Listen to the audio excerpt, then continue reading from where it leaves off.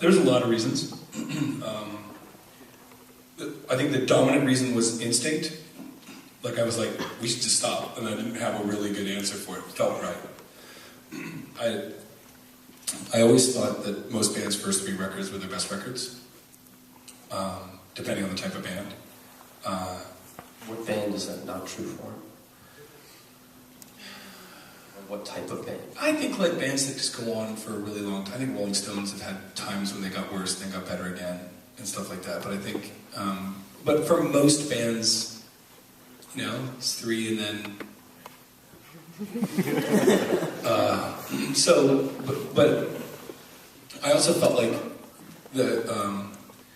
I'm very competitive by nature. So I like to compete, I find it funny, and I like being an underdog. It's just like what I'm comfortable with. I like being like, ha. When we went on tour for the first time, we didn't have a monitor engineer. If you're not a musician, that might not mean anything to you.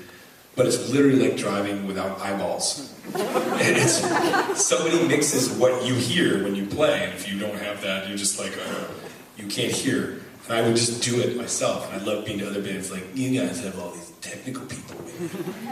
We don't have anybody. We're gonna blow you away. And I love that. I love being like, I felt like we felt like such underdogs. We wanted to go kick everybody's ass.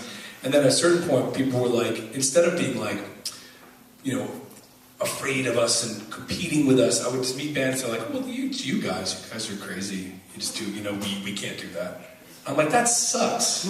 That's not the point. The point is like, we're a bunch of substitute teacher-looking people. Like, there's a photo of us backstage, and it literally looks like the teacher's lounge. Like 1984. Like, and everybody's like, we know what everybody's teaching, and it just doesn't look like a cohesive band. It's like so far from like, check out that band over there.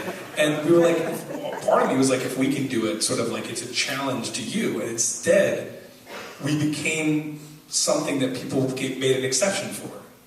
They're like, oh, that's LCD. They do that kind of thing, and we don't do that. I mean, bands are like, I wish we didn't have to play with a computer. And I want to be like, you didn't have to play with a computer. Like, nobody came over to you and made you play with a computer. Like, there's no computer police. Like, you can actually just go hire a bass player. There's so many of them. Find a guitar player who can't sing and tell him to play the bass parts. It's like,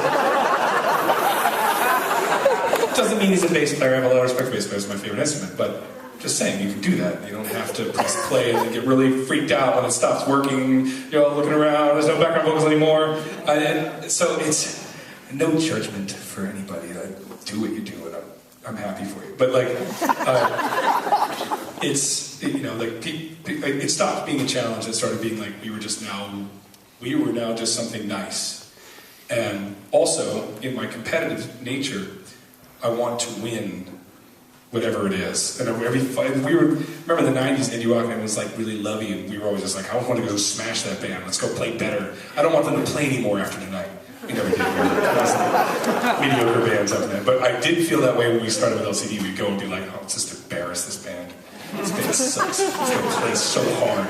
And, but it's healthy, you know? I guess. But what resulted from that is like I started realizing that the way that American bands work is the way that English bands work is you put out a record that does really well, and then you're supposed to apologize with a record that has nothing to do with the second record that everybody hates, and then you got to figure it out on the third record. In American bands, you just kind of make the same record over and over and over, and you get bigger and bigger, and everyone just goes like, "You're still there? All right, I like you now." And so our next record was in a position to do quite well. Like the fourth LCD Soundsystem record was. Even if it wasn't as good, it probably would have done better than the third. That's just the nature of how that works. And the next thing for me would have been to be a famous person. Now, I know what you're thinking. Either, no it wasn't, or you're already a famous person. Now let me clarify this. I fly on planes all the time. And 99% of the time, I sit on a plane, and somebody goes, so what do you do? And then I tell them, they're like, oh, never heard of you. That's my normal life. It's great. If you're a musician in a certain genre, you probably are like, oh, I know that dude, and then people are quite nice to me. So I feel like a scientist. If you're in my field, I've written some good papers. outside of my field, the next step was fighting for that Carl Sagan spot. You know, where everybody knows who you are, and that doesn't seem like a life that I find very exciting. Like I know enough people who are publicly well known, and that's just not exciting. So the other alternative is that, why don't I make a record that's not successful? And that made me feel like willfully difficult music I don't like, made me feel a little bit, reminded me of my experience of the 90s. So I just decided, why don't I just shoot myself in the leg career-wise and limp on to whatever happens next. So here we are. Well, no, I mean, it's like, I guess I have a thing about putting my money where my mouth is, and when I started the band, I was like, I don't care, I don't need money, I don't need all this stuff, I don't need to be, you know, loved or adored, I just need to do the things I like to do. And at a certain point, you either become somebody who goes, well, that was crazy. Or you go, well, let me just take my band that's doing really well, stop it for no good reason. Because it's funny. What is the rest of the band? Are they joking? They were totally fine. Like, they're all busy. Like, none of my... Like, we were never supposed to be a band. We were literally not supposed to be a band. It was like, I was like, can you guys play with me for a while?